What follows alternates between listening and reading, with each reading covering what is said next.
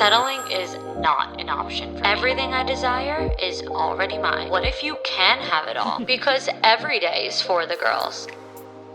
Hello. Welcome back to another episode of For the Girls. I'm your host, Victoria Alario. And today we're talking about emotional availability, emotional unavailability, more specifically in your partner. We are going to be trying to answer the question today. Is my partner emotionally available? Is my partner emotionally unavailable? And guess what? If the shoe fits for you, then you might as well wear it too, because I might actually end up calling some of you girls out. You never know. Some of us might be struggling with emotional availability and we don't even know it. But I notice that this happens a lot in relationships where, like, say that, you're having an issue or an argument with your boyfriend or whoever, and he is just not understanding. He's just not seeing where you're coming from. And sometimes that's not just someone being hard-headed. That might be a matter of that person really struggling to connect emotionally and be really emotionally immature and ultimately emotionally unavailable. I saw a video that had, I want to say, honestly, like 10,000 freaking comments on it. And it was a very quick video. It wasn't anything substantial. It was like, she wasn't even talking in it. It was just a video of like a girl in a car with like an audio, like a sound over it. And it said, written on the screen, all I was asking for was reassurance. And I started World War III instead. And every single comment was like, oh my God, why is this me? Oh my God, why can I relate? Every single time that I'm just trying to get some validation or reassurance from my boyfriend, why does it turn into an argument? Why does me asking for words of affirmation or just the feeling of love turn into a fight every single time? What is going on? I thought this was just me. I never wanted to tell anybody this. I'm so embarrassed. Like, the amount of girls in the comments that were like, oh my God, I've never felt so seen in my life. That right there, that is a sign of an emotionally unavailable partner, an emotionally unavailable boyfriend or husband. That right there is a sign, the sign of a man who just cannot connect and understand you in an emotionally mature capacity. And we need to really we need to pay attention to this, okay, when picking our partners. I do think that people show who they are pretty early on. If they're not showing it on maybe the first or second date, because that might be, asking a lot, they at least show who they are in those first 3 to 5 months. And if you are noticing these signs in those first, early stages, those first 3 to 5 months, you got to work on it right away. You cannot end up in a relationship for years and years and years where you can't open up. You can't ask for reassurance. You can't ask for validation, because it turns into, like she said, World War III. If your man shuts down every single time you try to have like a serious conversation, or if your man sees you as arguing when you're simply trying to express yourself, trying to express your needs, or if your man just simply doesn't want to hear it because he thinks that you're being needy, he thinks that you're asking for too much, he thinks that you're being annoying, when all you really were looking for was just some love, then you got, this is a serious thing. You really need to figure out what you're going to do with the information that you are now being provided today. And I'm going to give you some tips on how to help your partner become more emotionally available. I'm going to give you some tips for yourself to utilize as well, how to become more emotionally available. But for the most part, if this is not enough, if this is like a real grown man, someone in their 30s, someone in their 40s, where they're not going to change, these habits and tips are not going to do anything, then there's different things that you need to look into that are like a step above taking my advice. A lot of people go to couples therapy. A lot of people go to premarital therapy. Like, it's a form of preventative, issues. It's not like going to couples therapy. I don't really know how to explain it. It's not just about going to therapy after the problem, ensues, but it's more like going to therapy as a form of preventing problems. There's a lot of preventative therapy. Like, there's all different things. I can't say that I've experienced it, but I have a lot of friends who have, and they're like, going to therapy in any stage of the relationship was the best thing that they could have done for their relationship, because he was never going to hear, like, he just wasn't going to get it from me. It took going like the next step to really make the change. All I know is that there are one too many girls who are just trying to feel loved and receive love, but unfortunately expressing themselves turns into an argument every single time. And if that's you, it's really time to reflect and figure out what is going on with the relationship, and if this is a relationship that is healthy and can progress, or if this is a relationship that really can never get there, because you don't want this to turn into a toxic or unhealthy situation ever, ever, ever. So I know I keep throwing the words out there: emotionally unavailable, emotionally available. What even am I talking about? What is emotional availability in the first place? It is quite literally the ability to connect emotionally. It is that simple. The ability to connect emotionally with others, especially your romantic partner, and to maintain an emotional connection in your relationship and in your friendships. Being emotionally available requires maturity. It requires the ability to be vulnerable, to be expressive, to have good communication skills, to be able to communicate openly and honestly. And it can directly, and it will directly affect and improve and progress your relationships. If you are strong in these areas, if you are somebody who has no issue being vulnerable and getting deep and communicating, you will see like the healthiest, strongest relationships flourish. And the more emotionally available somebody is, the more they can feel a wide variety of emotions, both wanted and unwanted emotions, and be able to express them openly. And I'm talking both ends of the spectrum: happy, sad, excited, mad, jealous, angry, frustrated, feeling good, feeling positive, feeling emotional. It's just the ability to feel everything, both good and bad. And it's the ability to be able to tap into your beliefs and be honest about them, and to be able to share your feelings without feeling like bottled up.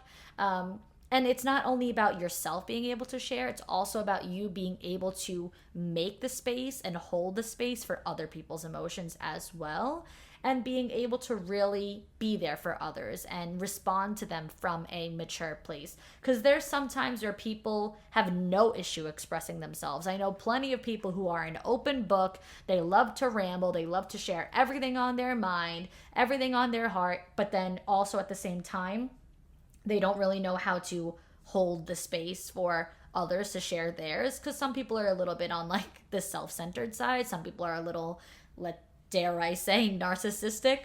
And a lot of those people really live life on autopilot mode, which is just simply not living mindfully, not living consciously.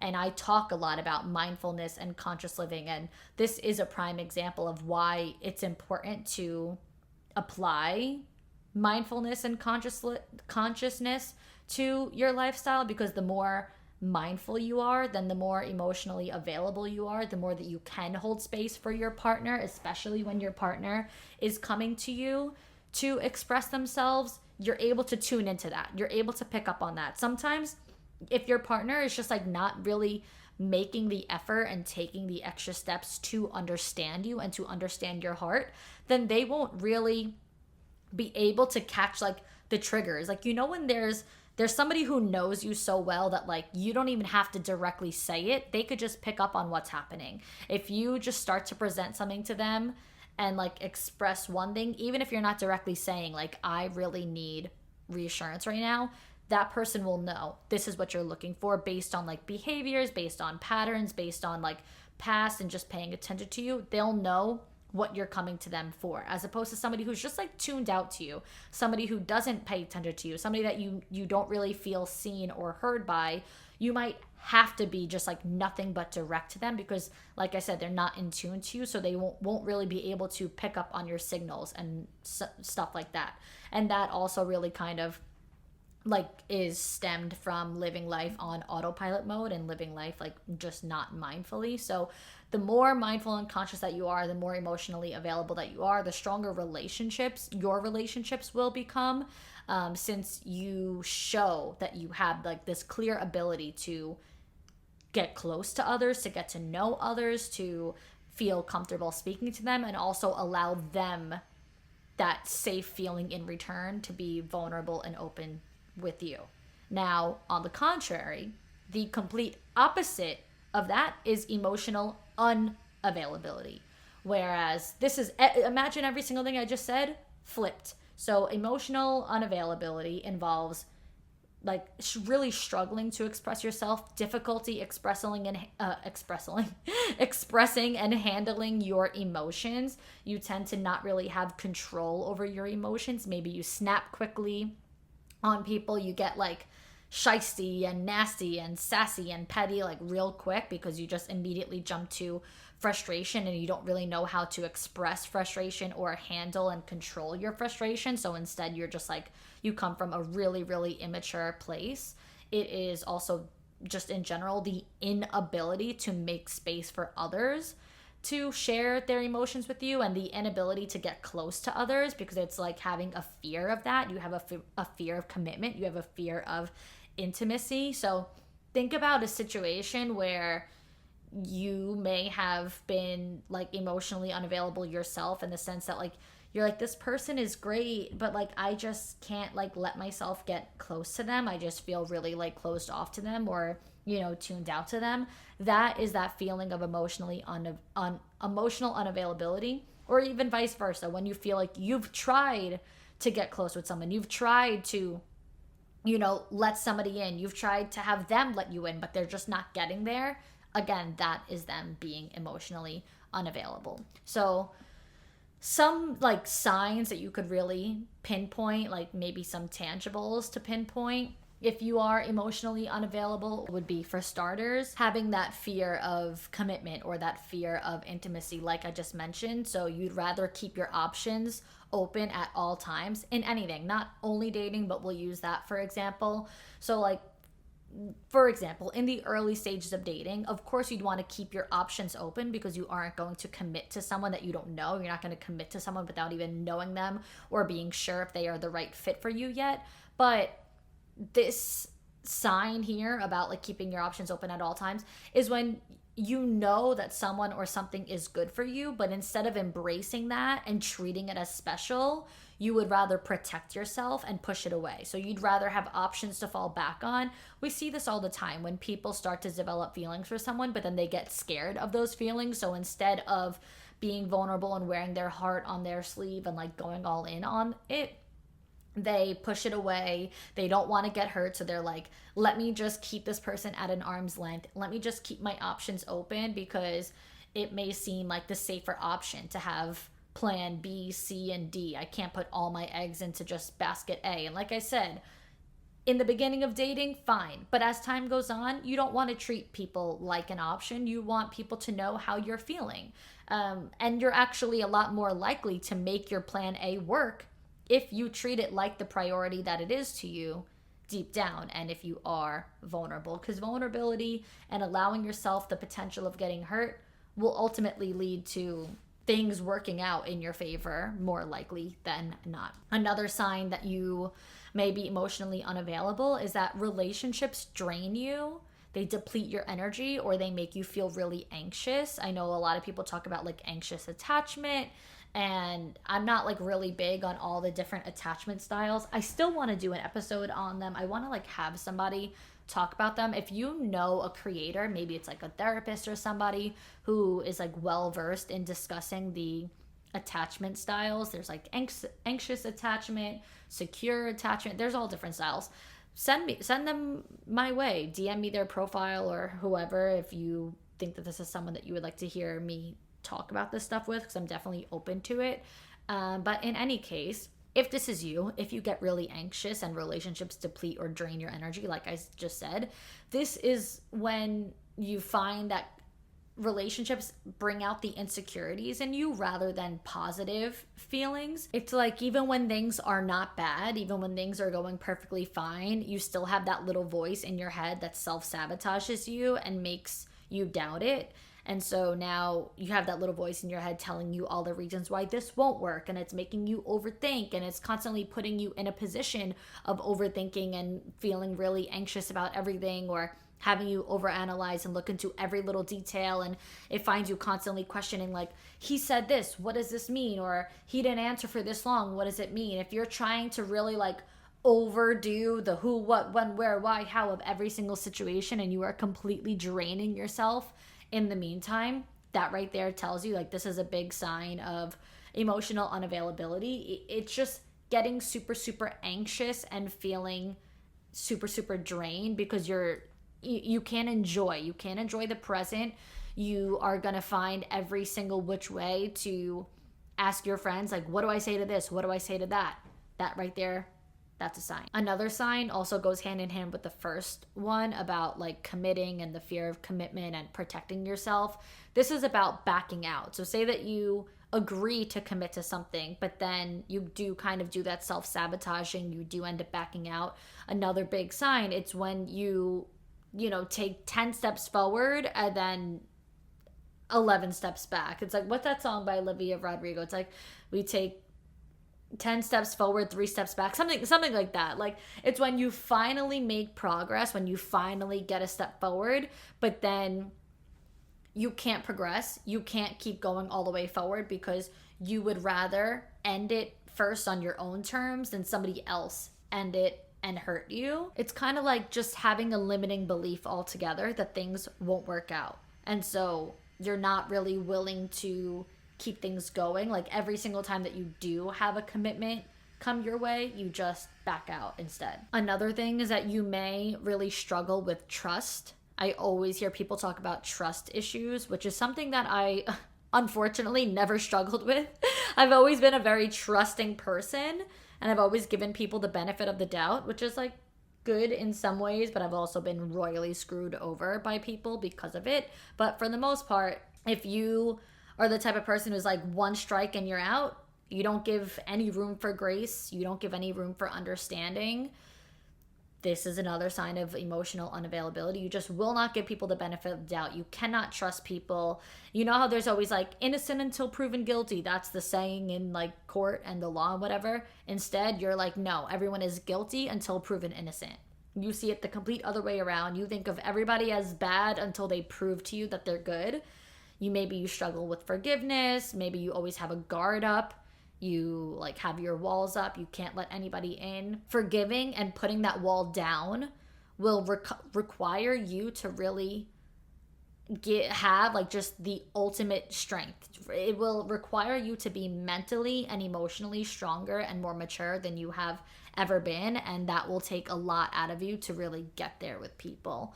Another one is really struggling to say how you actually feel. Like you would rather say, it's fine, I'm fine, it doesn't matter, and sweep things under the rug than express yourself. This one's really important because you can't connect without communication. Like I said in the beginning, emotional availability is the ability to connect with others on a deeper level, open, honest, and clear communication. So if you can't do that, you will never be able to get your full point across. You will never be able to express yourself thoughtfully. So if you struggle with this, it'll ultimately feel really hard to be vulnerable and to get the words out about your true feelings. So instead, you just let it weigh on your chest all this time or bottle up inside you, and then it eventually like bursts out of you and like you finally have a breakdown.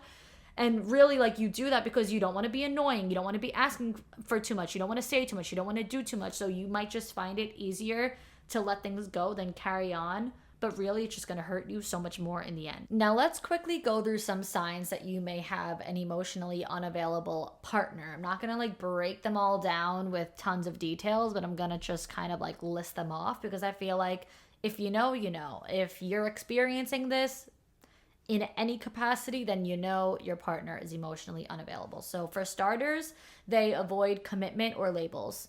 They just simply don't want to label it. They don't want to put a title on it. They feel pressured by putting a label or title on it.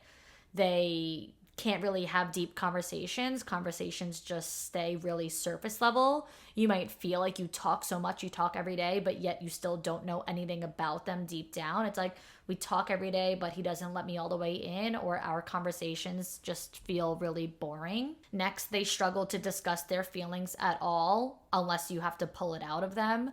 They don't volunteer information based on their feelings, or they don't bring up certain conversations. They don't like to disclose what they're dealing with. Or even if you do ask, it's like nothing is ever a big deal or nothing matters. No, I don't care. No, it's not a big deal. No, it doesn't bother me. When it's like, this probably should bother you. We probably should talk about it. And then they also don't ask about your feelings. You may be going through something. You may even very much be sharing, like, I'm having a bad day, but they just simply don't ask about your feelings. They may ask, oh, what happened? But they don't really take the time to sit with your feelings and ask about them. Maybe they struggle to empathize. Maybe they struggle to respond when you share your feelings. Like, they may be listening to you and part of the conversation with you, but you still feel unheard. It's like talking to a wall. Maybe they're not actively responding, or they're not actively engaging with you. They're not actively connecting with you. Something that is extremely true to understand, that I've said so many times, is that communication is the bare minimum. Communication is not the goal. The goal is comprehension.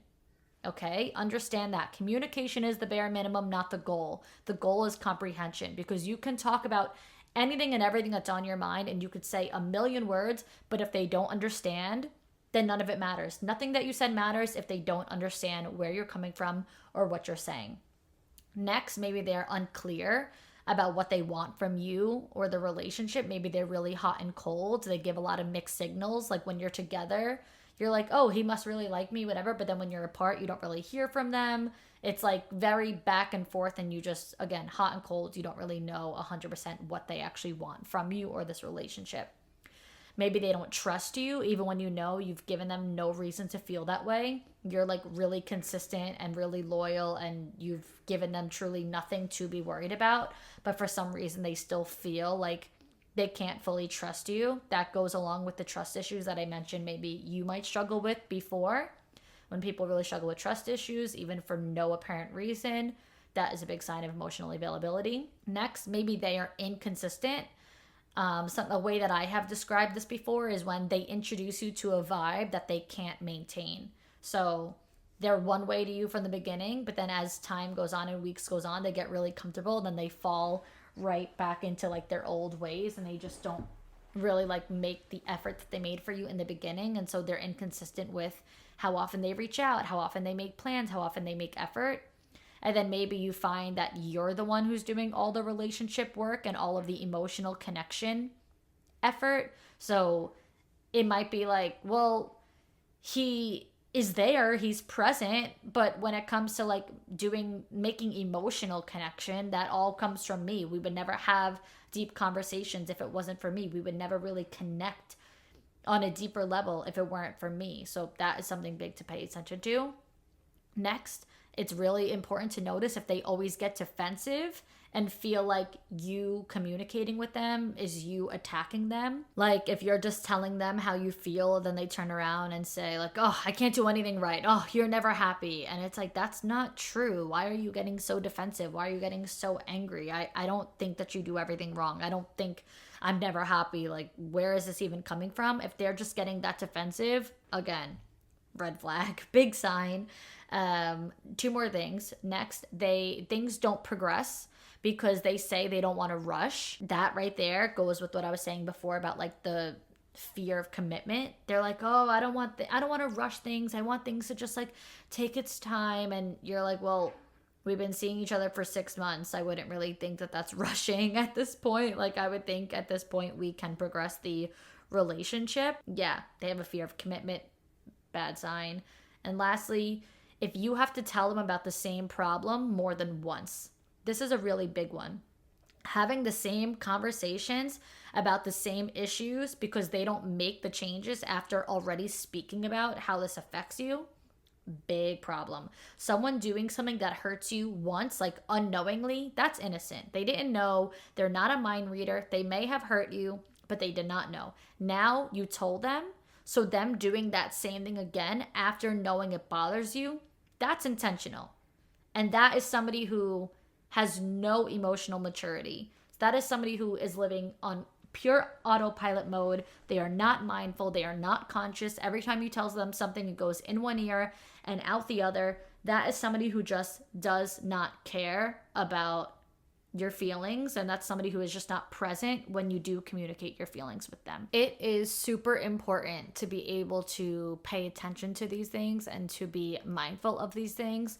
And I promise when I say your relationships will improve if you're aware of these things. The more emotionally available you are and your partner is, everything will just get so much better, because now you'll be building true intimacy. Everybody thinks of intimacy as like sex and physicalness, but the truth is, true intimacy in a relationship is the deep emotional stuff. It is being able to be who you are, the weirdest, craziest version of yourself with your partner, and know that you won't be judged, and knowing that you can trust them with your life, and you're going to be gaining trust too throughout like this process, and you're going to become entirely comfortable, and you're going to be able to be your most divine self. And this is when you will have true relationship security. There is no form of physical intimacy that will provide relationship security the way that emotional intimacy will. This is true emotional connection, and this is what a healthy relationship looks like. Having true divine emotional availability will take you from struggling to thriving. So now I told you all of the signs that you might be emotionally unavailable, and I told you all of the signs that your partner might be emotionally unavailable. So now we're going to get into how both of you can become more emotionally available. So as far as what you can do, first things first is to get as mindful as you possibly can about your emotional experience. So this is about knowing how something makes you feel. So this is about really knowing your needs and knowing your emotions and being able to pinpoint why it makes you feel that way. So own your experiences and own your feelings. Next, identify the causes of your emotional unavailability, which means like, where does that unavailability come from? Are these original beliefs? Are these limiting beliefs? Were they influenced by someone? Is this something that was brought from your childhood? Like, is there a specific moment from your childhood that traumatized you? Or maybe trauma from a past relationship that has caused you to be this way? Was there someone in particular who made you feel unheard, or like your feelings don't matter? What trauma has stuck with you that affects your ability to emotionally connect? Really be able to identify the cause of that. Next, practice opening up as much as you possibly can and take it slow. Start within and start journaling. Answer some journal prompts that you like come across on Pinterest, or journal prompts that I have shared on, this podcast, or just even brain dumping in your journal. It doesn't even have to be specific prompts. You could just write about whatever's coming to you. And then as you add more, just allow yourself to start digging deeper and deeper and opening up more and more. Sometimes it's easier to start on your own in private in your journal, or sometimes it's easier to start with people that you could like talk to, and just like have your friends or family, like whoever that you feel like you could talk to, maybe before even going to your partner, or maybe going to your partner first is the best thing that you think there is for you. But as long as you feel safe in your opening up, that's the whole goal. Like, you don't want to just like go full throttle. You want to practice opening up, taking it slowly. Like I said, journaling, putting pen to paper, maybe that is the first step before speaking your feelings, or whatever the case is. But just like make sure that you do it in a place that makes you feel really safe and, comfortable and secure doing it. Next, identify what you feel the need to protect yourself from. Like, really pay attention to what your fears are. Why do you have fears of commitment? Why do you have fears around opening up? What do you believe is the worst thing that can happen? Did something happen once before that now you feel the need to protect yourself from happening again? Like, really just be able to say, this is what I fear. This is what I feel like has hurt me in the past, or whatever the case is. And this is what I feel like I need to protect myself from. Next, practice self-compassion and forgiveness. I believe that this was just reposted on Friday as a Flashback Friday episode. The episode is titled "You Need to Forgive Yourself." And that episode, it's a quick one. It's like a 20-minute episode, maybe even less, 17 minutes, about forgiving yourself, giving yourself grace. It is a really old episode, like from a couple of years ago. I actually was listening back to it when I was editing the episode, and I said in the episode, I'm 26 years old. And guys, I'm 29 now. Oh my God. That means that episode was almost 3 years ago, because I know I didn't exactly hit 3 years yet, but it probably was right before I hit 27 years old. So it was like 2.5 years ago. And wow, I am scared of that. I'm scared of how fast time is flying. But in any case, I did just re-upload the episode this Friday, Flashback Friday. You need to forgive yourself. And yeah, just give yourself grace. You're human. Act like it. You won't do everything perfectly. You might not always get it right, but who cares? You cannot name one person on the planet who has the ability to not make mistakes. So don't dwell on your mistakes. Forgive yourself. Have compassion for yourself and have patience with yourself. Next, make sure you can call yourself out on your own bullshit. Identify your unhealthy behavior patterns. Identify those toxic traits that you might have. Hold yourself accountable. It really may be a hard pill to swallow, but there are certain self-sabotaging behaviors that you probably do right now that you are not even aware of. Things that create friction and distance in your relationships, or maybe you burn bridges, or you just ultimately do things that make you feel bad afterwards. Is it the way that you confront people, or maybe you always end up arguing with people, or do you shut people out, or do you push people away, or do you get super defensive like we mentioned before? Do you take things personally? Whatever it is, pay attention to those behaviors. And lastly, stop telling people what they want to hear. Stop being a people pleaser. I keep talking about this, but people pleasing is doing way more harm than good when it comes to tapping into your emotional availability, because then you're not speaking your truth, and you need to speak from your heart. You need to speak from your heart. You need to speak from the truth. You need to get real with people. You need to get honest with people, and watch how much better you will connect with them when you're just honest, and when you're just real, and when you own your feelings. And then to wrap this up, let's talk about how you can help your partner to become more emotionally available. It's really important to note that you don't have to dismiss someone right away. You don't have to write someone off right away for this. Your relationship isn't doomed. It's not destined to fail. The same way that I am sitting here telling you how to become more emotionally available, someone else can do the same things and work on it. So maybe your partner isn't going to necessarily listen to this episode, but there are some things that you can do as a partner to really help them get there, to really help them open up. So you could be a good partner in just sharing, certain things and whatnot, and doing certain things to help them. First, give them the same compassion and patience that you give yourself. How I just mentioned earlier, forgive yourself, have some self-compassion. Same thing. Give them grace. Like I said to you, you're human, they're human too. We are all existing for the first time. None of us have been here before. None of us have done this before. None of us have had this figured out from our first life. This is our first and only life. This is our first time doing it. So give people grace. They are learning too, the same way that we are learning. Next, figure out the underlying issue. Okay? Ask questions to your partner, and don't be afraid to dig deep. Sometimes, you gotta annoy them a little bit. It doesn't matter. Sometimes people take things out on the wrong people, and sometimes you're that person. Sometimes you're that target, even when it has nothing to do with you, even when it's something completely different bothering them.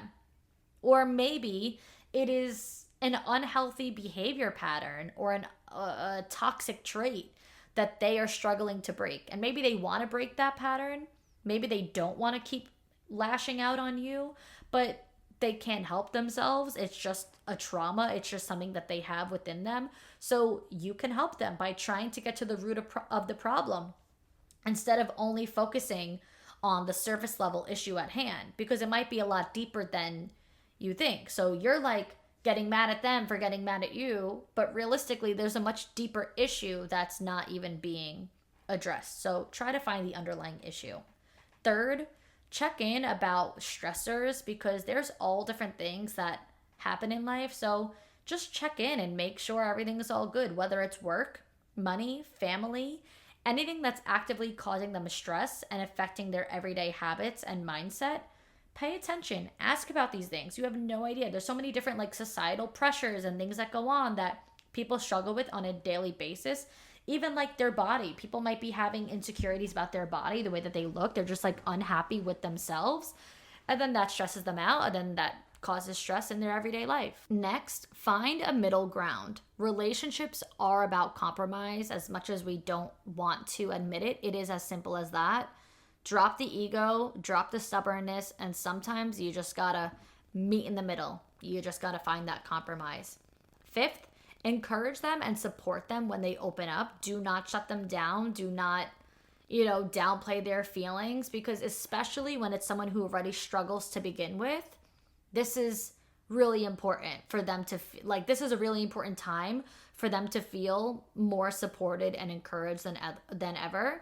Because if you don't, then he's going to stop altogether. So if you don't encourage, if you argue with them, if you don't support them, if you shut them down, then they will stop opening up altogether, and they will feel like they can't talk to you. If you're super short with them, if you're super dismissive with them, they're not going to feel comfortable.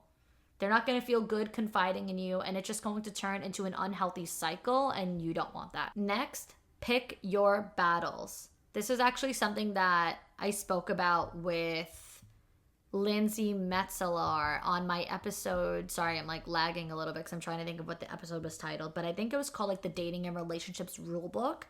So I definitely suggest listening to that episode, whether you're single or in a relationship. We talk about all different dating and relationships rules, and picking your battles was definitely one of them. And it's really just important to note that not everything is a top priority. Not everything is a deal breaker. Not everything is a non-negotiable. Not everything is going to be at the tippity top of your totem pole. Some things are more important than others. Some things are a want, not a need. Not everything is a need, so make sure you know the difference between a want and a need. And don't nitpick. You don't have to nitpick about everything. You're probably not going to have 100% of your boxes checked, but that's okay. That's important. It's not to say that like you should deal with someone who's showing red flags and not giving you what you need. But it is to say that some things are just not a battle that you need to pick at. And it's also not to say that you shouldn't voice your concerns. Of course, you should voice your concerns. But just make sure that you think about certain things before you speak. And think about how important something is or is not before you make something out of it. And lastly, number 7, find solutions. Remember that you are a team, and it's you two versus the problem, not you two against each other. When there is an issue, it should be me and you versus the issue, not me versus you. Okay, there's a difference. So don't be like throwing around accusations. Don't go into conflict mode. Don't go into confrontation mode. Don't get like super defensive. Don't make them the problem. Don't start fighting each other.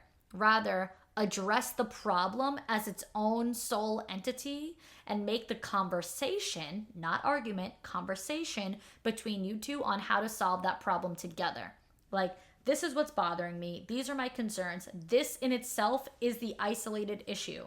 Now, how can you and I fix that issue rather than I have this issue with you or you are causing this issue? So really try to be solution oriented and try to work as a team together. And that is everything. So I wanted this episode to be like super clear cut, super black and white, no room for confusion. It's just, here are the signs if you are emotionally unavailable or if your partner is emotionally unavailable. And here's what you can do to improve and become more emotionally available. And here's how you can help your partner who may be struggling with this and help encourage them to become more emotionally available.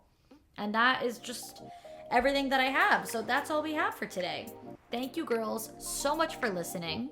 Until next time, girls.